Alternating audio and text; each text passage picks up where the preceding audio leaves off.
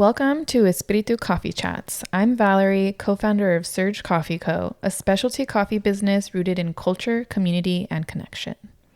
And I'm Arlene, founder of Lunasol Wellness, where I guide people through holistic interior design, astrology, human design, and spiritual alignment. Before every episode, we start with a cacao ritual, a moment to slow down, connect, and pour into ourselves before diving into deep conversations.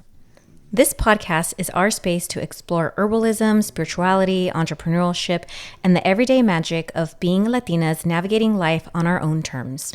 So grab your cafecito or your cacao and join us for real talk, soul connections, and a little bit of magic along the way. Enjoy. Welcome back to today's podcast. How are you doing, Arlene? I'm stressed. Good, though.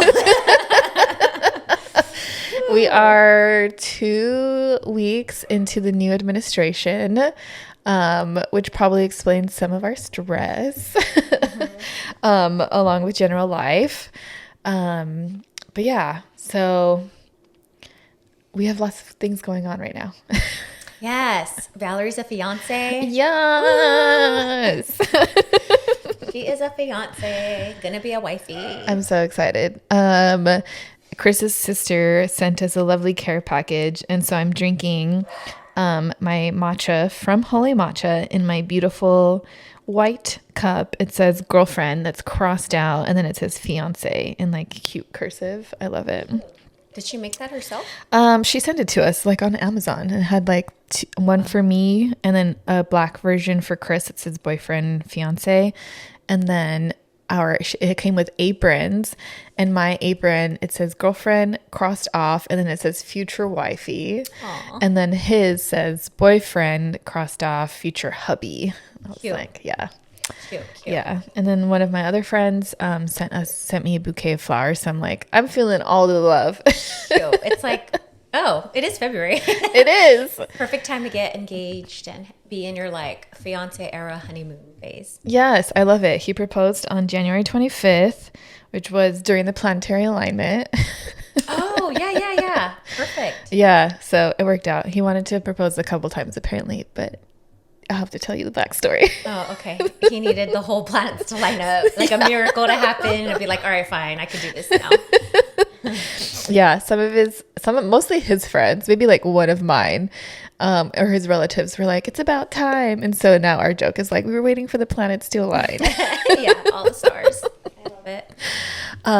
But yeah, so today's episode, we're going to be talking about the cycle of coffee. So I have everything on my phone outlined. So I'm just going to be looking down at my phone a lot throughout. But we'll just jump right into it. So the reason why we're talking about the cycle of coffee is because obviously for Surge Coffee, coffee is like the means to an end. It's the fuel that we're using to bridge connections, to build community. So it's a lot more than just coffee as a commodity, as like this thing that you buy. It's more of like what coffee does for us. And there's this whole cycle that goes on, but kind of behind the scenes, because most consumers don't really know where coffee comes from unless you are like actually really into coffee and then you deep dive into it. But for the most part, no one knows. And so hopefully this episode will help create a little bit more of a connection, a little bit more information to the coffee that we're serving, because, you know, for us, especially being Mexican and Armenian, like coffee is just central to our families. Like anytime that we're getting together, more often than not, there's going to be coffee there. Mm-hmm. It's the one guarantee for sure. When I'm going to Chris's parents' house, I always know I'm having coffee. Yeah. It's a big cultural thing in the Middle East too. Because my uncle, we went to go visit him. He's married to my Latina aunt. Nice. But he's Persian. And I go and visit, and I was like, he's like, hey, do you want a cup of coffee? And I'm like, No, I can't because I can't handle caffeine after a certain, time. And he like guilted me into like me having a cup of coffee. And I was like, okay. Like I couldn't say no. Yeah, like, it no. was like, you're drinking my coffee. I don't care. And I was like, all right, yes, sir. Yep. It's a huge thing. And it's, kind of like with Latinos or the grandmas, you go over to the house and like, oh, do you want something to eat? Whatever. You can't turn it down. Yeah. No, my grandma would be like, you're eating it. I don't care. All right. I don't care if you're full, you're having your 5th entree. Yeah. Now eat it. I was like, all right. Yes. So anytime you're going to Mexican, Armenian, Middle Eastern type of families' homes, be prepared. You will more than likely have coffee. Yeah. Maybe they'll have decaf, although it's a newer trend. We are getting Chris's family onto decaf. So at least now, like when we're having Armenian coffee, we usually have an option of having a decaf version. Do they have? Yeah. So Armenian coffee, is that the style of it or? Yes. So Armenian coffee is made in this copper pot on the stove. It's a small little pot. It's also similar to Turkish coffee. Mm-hmm. In Turkey, it's called an ibrik, but in Armenian, I'm hoping I'm correct on this one. So if I'm wrong, let me know. It's called a jezve, and you put in very, very fine coffee grinds, almost like espresso. Usually finer than espresso grinds, like powder, like instant coffee almost. And so you put in a little bit of that. You put in some water. Sometimes, and every family has their own little recipe, their own system method of doing it, and everyone will argue that theirs is the best. But basically you put the coffee grinds in there with some water, you heat it up, you want it to bubble a little bit, and then this is the part where every family will have their own. Some people will say like you let it drop down and then you let it bubble again. Some families are like you need to let it bubble twice or whatever, and then you add in a little bit of your sugar. Some families will add in cardamom. It's a very traditional like Armenian spice to put in there. And you let it settle for a little bit because the grinds are so fine that it kind of creates almost like a sludge. So you want all that to come to the bottom of the jezve, and then you're pouring literally an espresso shot worth. And all that. Yeah, that's it. That's all you get. And trust me, that's all you need. You do not need a whole lot of that kind of coffee because it is pretty strong usually. It's just the brew style. And then there's this really cool tradition in Armenian culture when you're having coffee in the daytime. Typically, they don't do it at night. But in the daytime, they will read the coffee grinds as if like fortune telling kind of. Oh, yeah. Like when they read the tea leaves. Mm-hmm. Yes. Yeah. So in Armenian culture, they'll read the grinds and they'll give you like, you take your espresso cup, you turn it upside down so that the sludge will kind of run and create textures, shapes, whatever. They'll read it for you.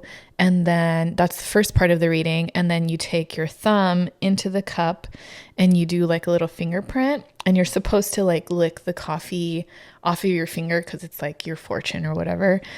Or your future, I guess, that they're telling. Mm-hmm. And they'll give you like a second part of the reading. So, interesting. Yeah. And you said, didn't you say Chris's mom does that? Yes, Chris's mom does it. He's actually really good at it, but he doesn't, I don't know. He's like, I'm no ubu, but he's really good at it. Oh, I'm all, Chris, can you do me a reading, please? I know. I should have them both do just a weekend of readings at the coffee shop.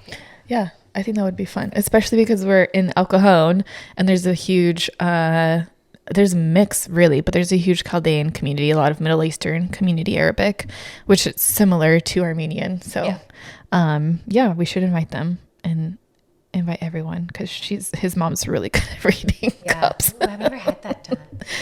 Yeah, it's fun. So this episode is just for you to think about like when was the last time you thought about where your coffee came from. And not just from, the tin that it's in, but actually where it came from. So where it all begins, obviously, coffee is a plant. So it begins in the cultivation and the harvesting of it. So it's a plant, meaning that we had just like farming, just like having your own homestead herbs, whatever it is that you're growing, there's this relationship between the land and the people who cultivate it.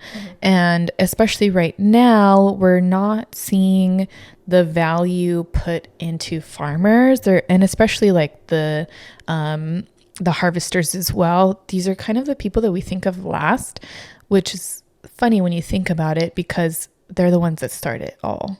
Without them, we would not have the cups that we're drinking today. And so the magic of coffee farms really comes usually from high altitude.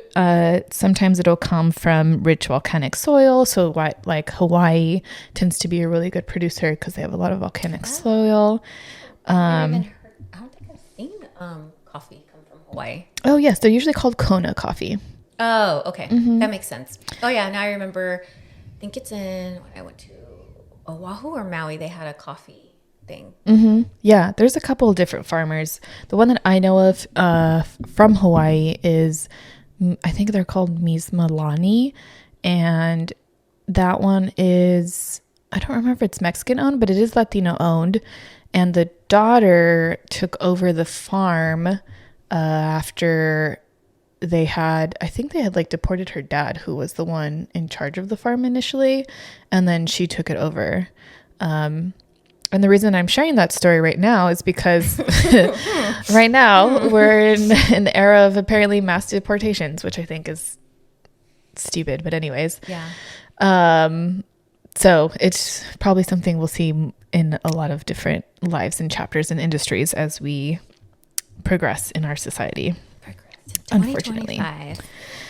Yeah, it's fun times to be alive. I know, right? But yeah, so going back to like the story of the farmers and stuff, that's kind of why ethical sourcing matters, because you want to know, where is it coming from? Is it coming from these farms that have been passed down in generations from one family to the next, like the grandma to the son to the cousin, whatever it's going, it's staying within the family generations usually. But there are other instances where outside investors will come in and they will buy a farm for whatever reason.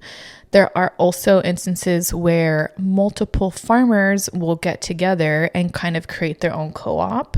And so, there's just power in numbers. And so getting together with other farmers also allows you to put all of your resources together. So when you're working with a plant, similar to how like wine with grapes, your harvest is going to vary from year to year because nature, climate change, things are different. And when you partner with other farmers and you creating this co-op, maybe you'll get like better lot sizes, or you guys can share tips and tricks of how to keep the plants healthy. You can share collective money resources on the processing side of coffee. So like, and I'm jumping ahead a couple steps here, but like when you pick the coffee off of the trees, it goes through a processing method, and they can be very expensive. And a lot of time these farms tend to be in countries that are not as well financed as like the United States. So think countries like, obviously Mexico right now is the forefront of my mind because we just had tariffs implemented on Mexico, and we do have quite a bit of coffee that comes from Mexico. Right. You mean surge coffee? Just in general, as like an industry, there are, and especially right now, I feel like in recent years, Mexico has had a lot of spotlight on the coffee, because actually the coffee is quite good. Right. And for whatever reason, most people don't think of Mexican coffee as good. I have no idea why, but I like me some café de olla. Yeah, so good. And in Mexico, like I said earlier, coffee is a huge part of the culture. But yeah, so we have coffee coming from Mexico. You have coffee coming from Brazil, from Ethiopia, from Guatemala, from Colombia. Like you have so many different origins of where this coffee is coming from. They all have their own little climates. They all have their own different soil, their own different methods of processing coffee. And so as we like dive deeper into this, you can you'll taste the differences when you're doing tastings, proper tastings of them. And, you know, it all goes back to the plant. The plant will take on the environment that it's in. I love it. Yeah. Mm-hmm. Yeah. I mean, like, I know people aren't really big fans of coffee sometimes, and I get it. The caffeine just doesn't work for everyone. But when you think about it, like, there's so much love and labor that goes into these things. And the coffee itself, which is a fruit in a way, does take on all of these little characteristics from what's being put into it. Kind of like the cacao that you're drinking. Like, I don't know where this one is from, but it'll have different notes. I believe it's from Mexico. Oh, nice. Yeah. So like this cacao from Mexico will have different flavors and notes than like cacao from Peru. So and even within like Peru, if it's on a high altitude versus a low altitude place that kind of have their own microclimates, it will also affect the flavor. Right. So these are just little nuances between like from the very, very beginning stages of cultivating and harvesting. And I forget exactly how many years it is, but even when you like first plant a coffee tree, you usually won't get any harvest from it for, I think it's like 3 or 4 years. So you're also planning, I guess, kind of crop cycling in a way. You're planning your land out so that you can plant all these trees on one like cycle. They'll give fruit, and they only give fruit for like a certain portion of their lifetime. So then after it's done giving fruit, you're going to like chop that down and plant again. And so you'll have usually rows like, okay, these are the areas. It goes into menopause too. Oh my God. It's all a cycle. Yeah. When you think about like connecting to nature, it's all cyclical. So is cacao feminine or a masculine plant? That's a really great question. I actually don't know. Yeah. I don't even know which energy coffee would be. Well, I know cacao is feminine energy. I don't know that. Yeah. Interesting, because I do feel like cacao, from what I've learned about, and coffee, is like a lot of the crops from Central America to South America to Mexico. They were cacao farms initially, and then they took away the cacao, and then they planted a lot of these coffee farming places on the same land that used to be cacao. But I don't know. I feel like it feels a little more masculine because you do get that like urge of energy, right, when you drink your coffee. So.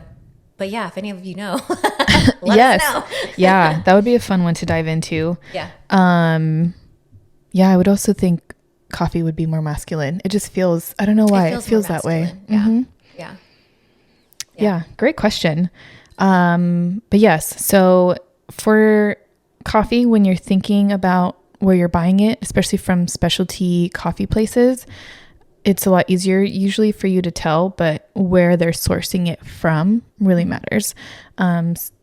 Lately in the specialty coffee industry, we're getting more visibility just because people are like they're tired of farmers not getting their proper praise. And so now there's a lot more transparency, and you can usually see where this coffee is coming from. If it's coming from sustainable farms, if it's coming from woman-owned farms, if it's coming from co-ops, you can usually tell where all of these things are coming from. And we work with a third-party importer that has these direct connections to the farms. And we came in and we asked them a whole bunch of questions in the beginning, because it's really easy to just like buy stuff online and not really care about where it's coming from. But having a couple more questions of like, hey, do you know these farmers personally? How do you pay these farmers? Like, what is the relationships you have with them? How often are you visiting them? Just different things I mean, obviously this is questions from a business standpoint, not from a general consumer standpoint. Right. So, yeah. Cause I mean, I think what you're saying is that as a person who distributes coffee, you've done what you feel like is comfortable to do the research and whatever, but then it's also other people's responsibility to like fact check it or to dive deeper if they want to, type of thing. Yeah, definitely. Because especially, right now there's, in the last month, I've seen maybe 4 or 5 new coffee businesses pop up, like small little micro roasters. And I mean, who knows where they're getting their coffee from? I'm sure it's good, but yeah, you always want to know like where is it coming from? Right. Where does it trace back to? So that is kind of a high level overview of the very beginning, the cultivation and the harvesting. I didn't go into like the actual harvesting of it. That probably requires an own episode of its own, because like, and same to how California has a very large agriculture industry. Yeah. And we have a ton of migrant farm workers. And in coffee, it's much of the same too. So when we went to Costa Rica for I forget what they call it, a trip to visit the farms. And we were asking about the harvesters. They tend to come from countries neighboring Costa Rica, and they are paid like pennies on the dollar. And to actually pick the coffee off of the trees is pretty labor intense. I don't think I've ever seen that. You know how like when they show California workers like picking the berries or the almonds or whatever, right? Like or tomatoes, like I don't think I've ever seen videos showing like what that looks like. Yeah. So I think it's part of it is also just like you're not even aware of the labor that goes into it. Like you have like I know me eating a strawberry on like maybe somebody picked it and that whole process, and so you can stop and think and be like, oh, I wouldn't be having this strawberry and all the work that this person just did to pick one little strawberry for me. I don't think I've ever thought about that with coffee. Yeah. And honestly, I think that's common. Yeah. Most people don't, because especially when you think about the history of coffee in America, it really became popular, I want to say, after World War II. And we were in the midst of industrialization. And of course, no one's going to highlight the migrant workers, the laborers that are doing all of this work. And the type of coffee that we were drinking, it's giving like Folgers. So. Yeah. I'm like, I wonder where Folgers does get their coffee from. Yeah, I have no idea, actually. I've never looked into it. I never thought to. But yes, just like now putting more light on it. Yeah. I think specialty coffee, and also because we're having an influx of people of color getting into the coffee industry. And I think that's what's really changing the narrative as well. So you had this first wave of people coming into specialty coffee who had the resources to come into coffee, and they were fed up and were like, we're going to highlight these farmers, these laborers. And then you had kind of, obviously with time, things usually get cheaper. And so it's cheaper to start a business. And so then you had people of color coming in, Latinos, Black and African Americans, really everyone. I'm thinking about local brands here, like Filipinos, like Monster Coffee. They really started getting into their coffee business and highlighting coffee from their own lands. Yeah. And usually, I mean, obviously everyone runs their business differently, but usually these people come in and they want to uplift the communities that are providing these products and these services. So there's just been a big change in coffee overall. But yes, definitely try to figure out where your coffee is coming from. Remember, someone picked it, just like how they picked a strawberry or a blueberry. Like, it's very intense, and there's a lot of labor and love that goes into these things. Yeah, and you might not be able to enjoy your beloved coffee at a low cost anymore because it's going to be it's imported. Like, I don't even think we have coffee here in the United States besides like Hawaii. We have Hawaii. We have like one farm here in San Diego. I think they're in like Encinitas or something like that.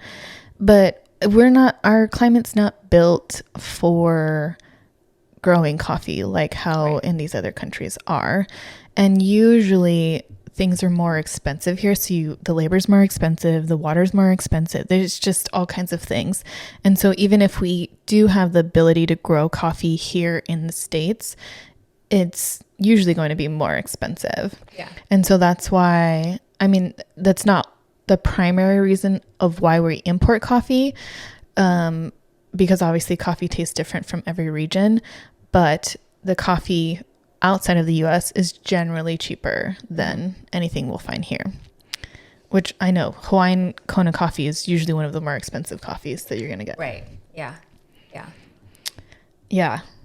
If you have questions about the tariffs and episode and stuff like that, go look at our tariffs episode. Previous episode. Yeah, we talk about it a little bit, but that's just one of the things. Yeah, your coffee is going to be more expensive in the next 4 years. Yeah. We'll see how these tariff battles go. Okay, and so now we're going to jump into the processing and the roasting of coffee, which is what really brings out the flavor of it. So coffee grows on trees as this little like cherry. It's like little red seed, a ball.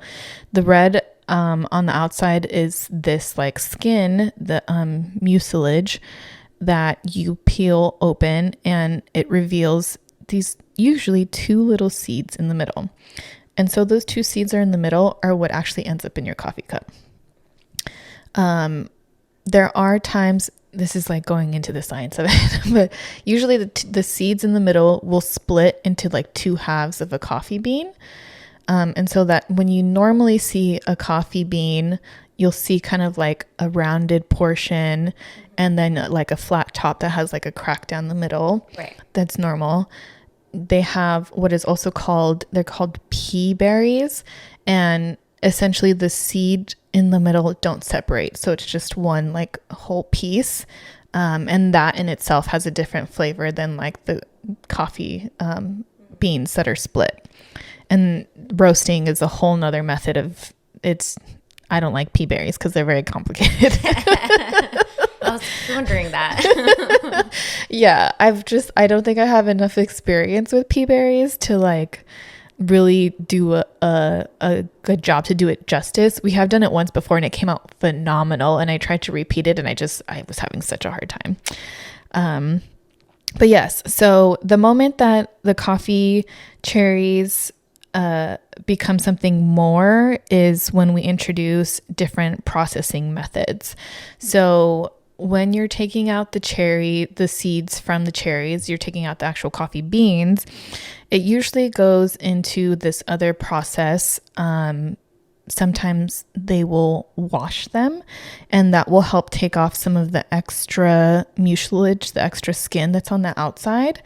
And sometimes they'll just put them straight out into the sun and just dry as they are. Other times they'll put them into water sometimes they'll mix in other things. Right now, a lot of people are experimenting not washing. It's called anaerobic. I'm forgetting the full name, but it's called anaerobic, and you're essentially fermenting these beans with other products. So people will throw in like pineapple, or they'll throw in like mango or cherries, whatever it is. And so that's one way of kind of imparting the flavors of like these fruits into the coffee bean itself. Cool. Yeah. So some of them are quite fun. Some of them do turn out really good, and you're like, wow, this tastes like juice. And I have no idea how it tastes like juice.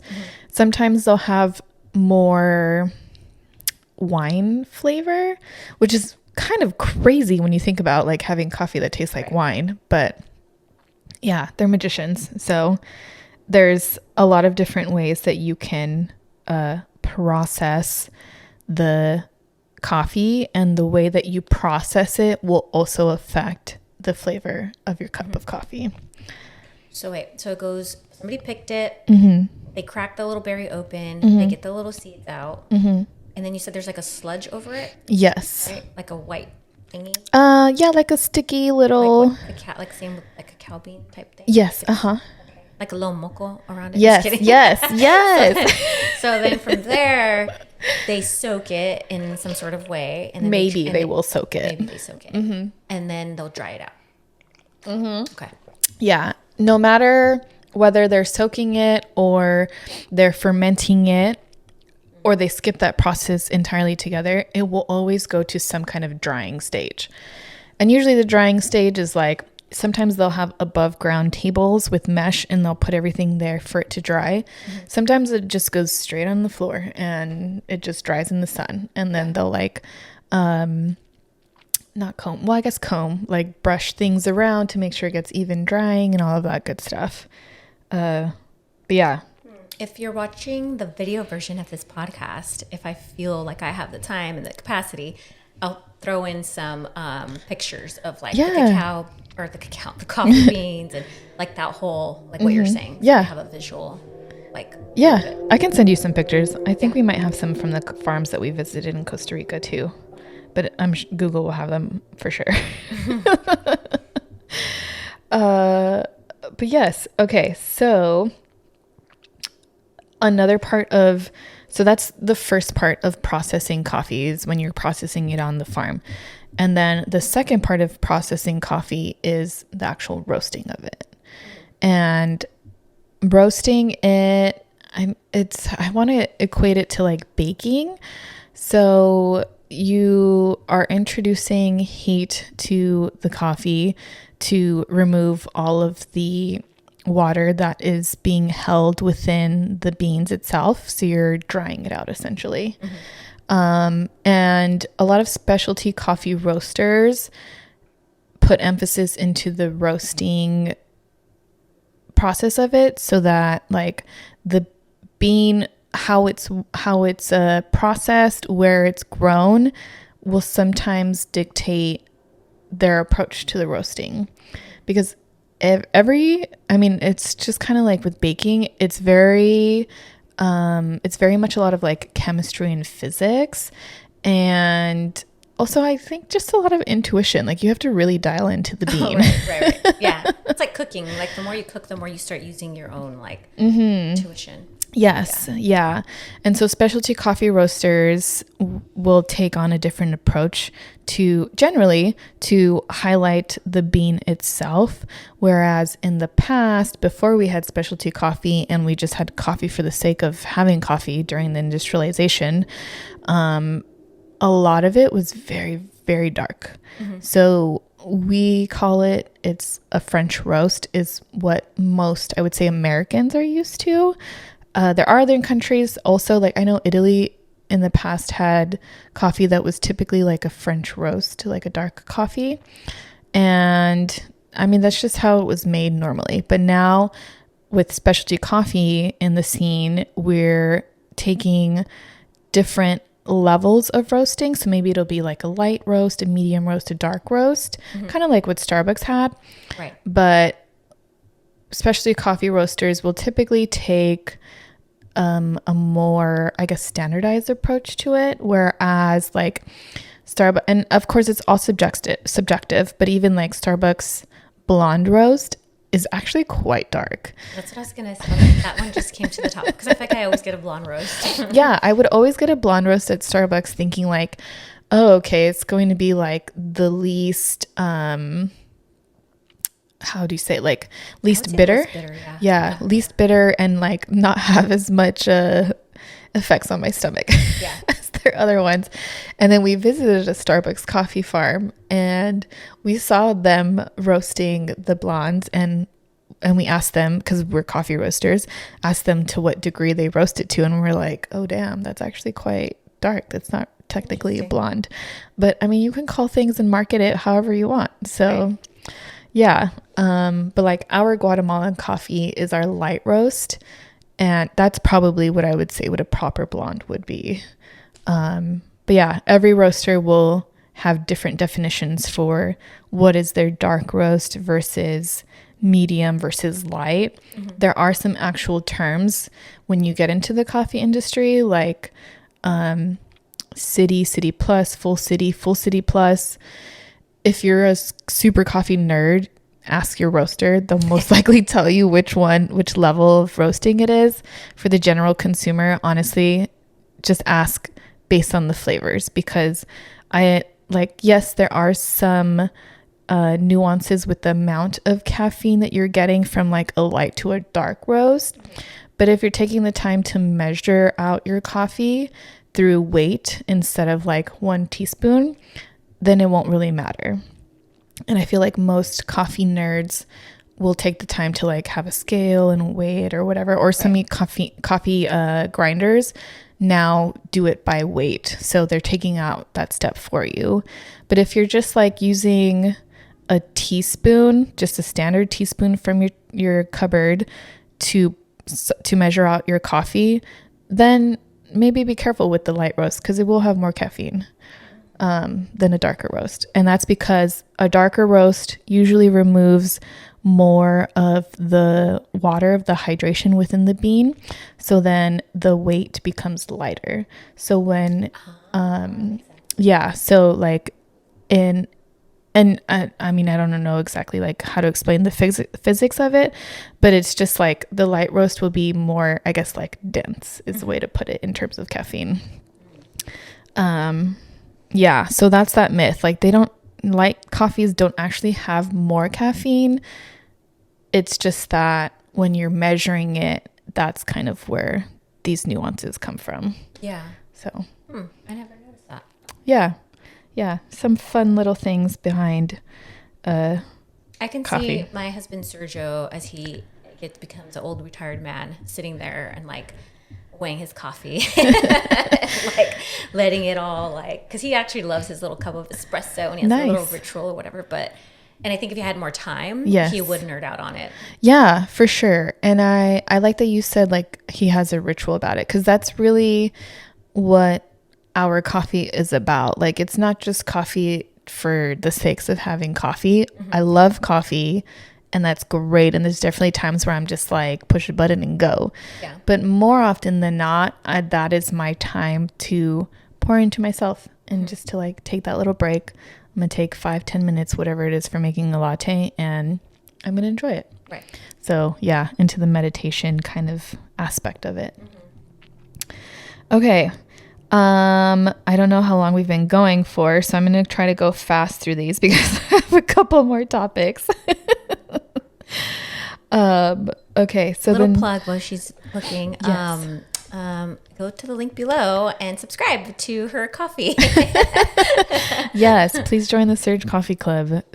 We're doing a lot of things for the community this year. So I'm really excited about those.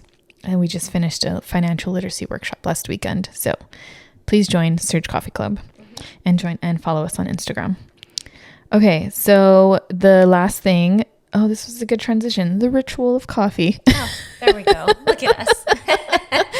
Perfect. Yeah. So going back to like coffee isn't just about caffeine. It's about the experience, the connection, and that pause in our day. Even if it's like that pause before you're about to start your day, get into a very crazy day.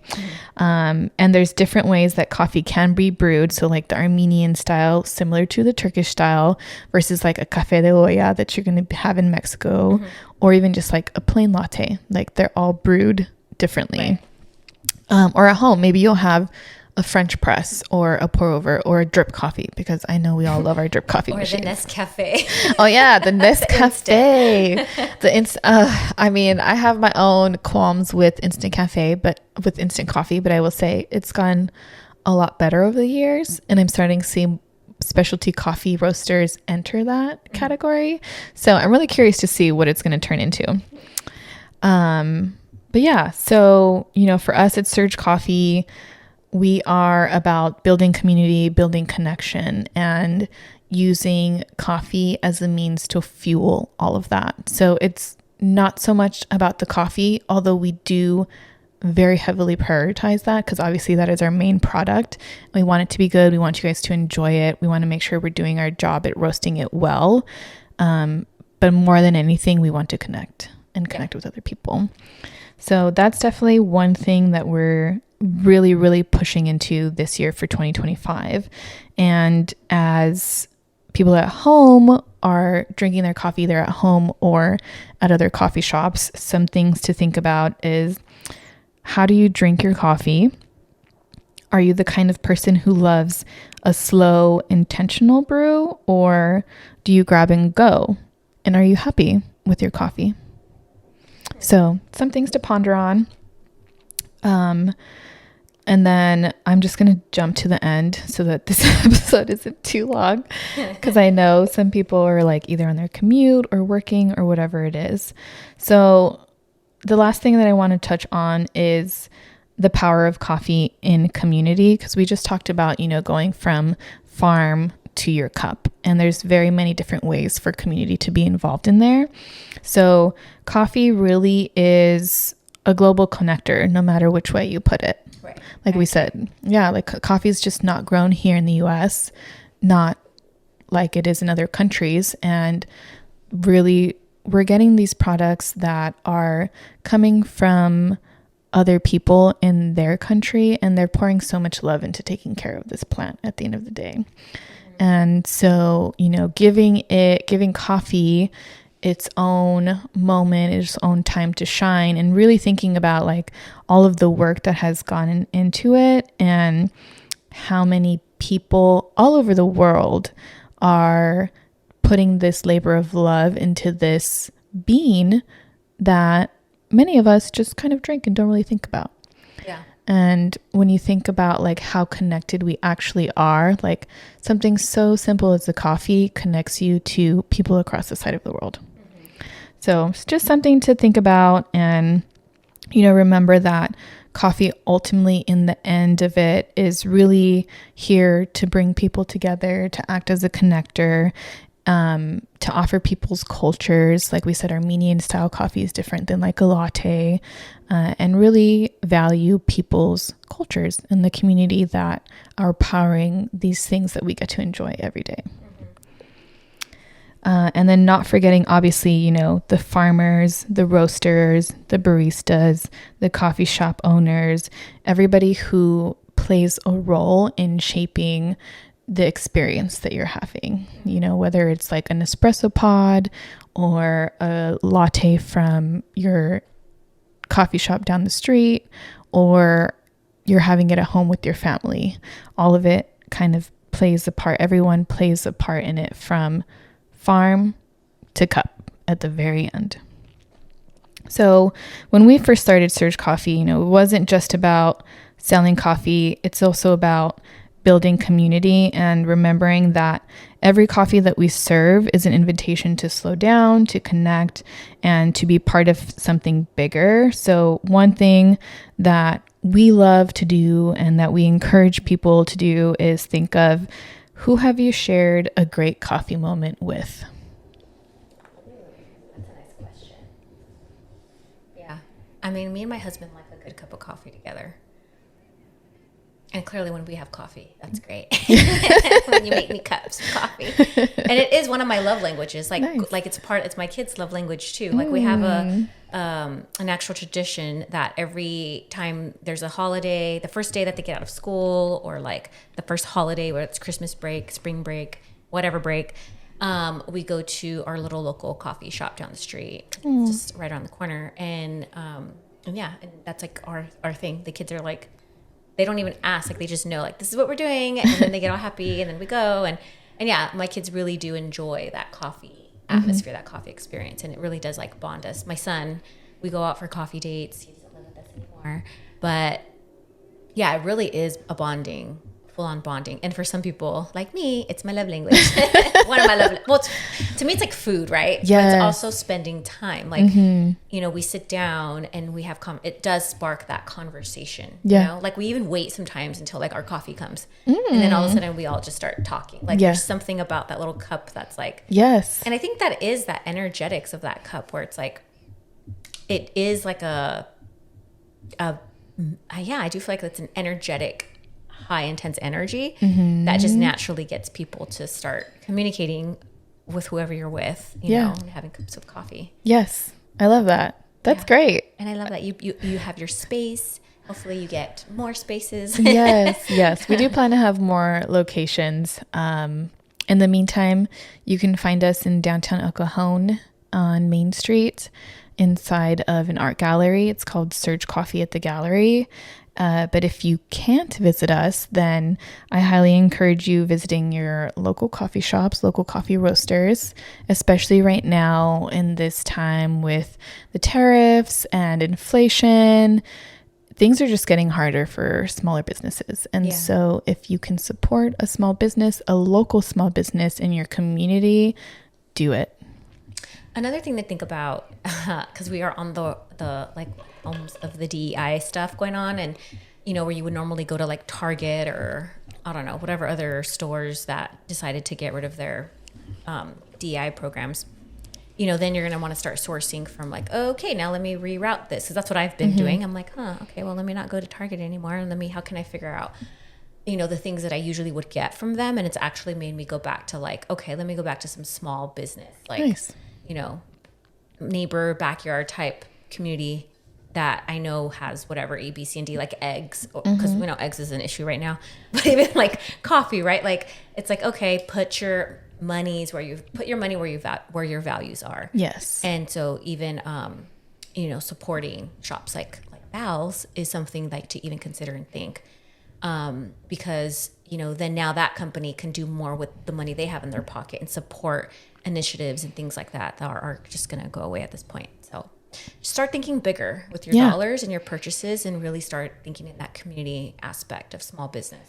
Don't wait till Small Business Saturday. Like, do it now. Yes, do it now. The slow transition of getting away from the big box realtors, big retailers. Yes, thank you. Oh my God. Realtors. My language, it's not working today. Yeah, because you're, especially in the United States, I mean, globally, really, but your dollar is your vote, is your voice. And where you spend that dollar really matters. And in this day and age where so many people are not spending as much discretionary income because they simply don't have it, because times are changing, then your dollar is even more impactful. And so pour into the business owners, the communities, small businesses that are supporting your communities, because they're the ones who will make the biggest impact and make the biggest difference. Right. Yeah. Well said. That was a lot of information. Yes. But I love it. I mean, there's a lot of things that I didn't even know. So it's like, oh, okay. And I think, having more conversations like this and like diving deeper on this topic, I think would be really fun, because to really like debunk coffee and like make it a little more, like I said, I never saw videos of like farmers picking coffee like on Instagram. Maybe they'll start showing up because they heard me talking, but we'll see. They're always listening. Yeah. Meta.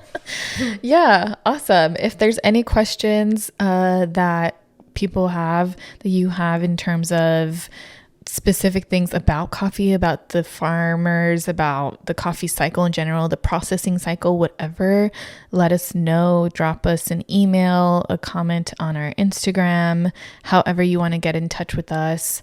If you liked this episode, share it with a friend, let them know. If you have more questions about tariffs, go to the tariffs episode. We go through in a little bit of detail in that. And stay connected, hang out with us. And I think a nice ritual to leave off with is, if you're a coffee drinker, then take the time to just give a little moment of gratitude to the hands that picked it, that we have some awareness from our episode today. Amen. All right, y'all. Catch you on the next one. Bye. Bye. Thank you for joining us on this episode of Espiritu Coffee Chats. We hope you enjoyed our conversation and found a little inspiration to take with you. If you loved what you heard, don't forget to subscribe, rate, and leave a review on your favorite podcast platform. And stay connected with us on social media for updates, behind-the-scenes content, and more.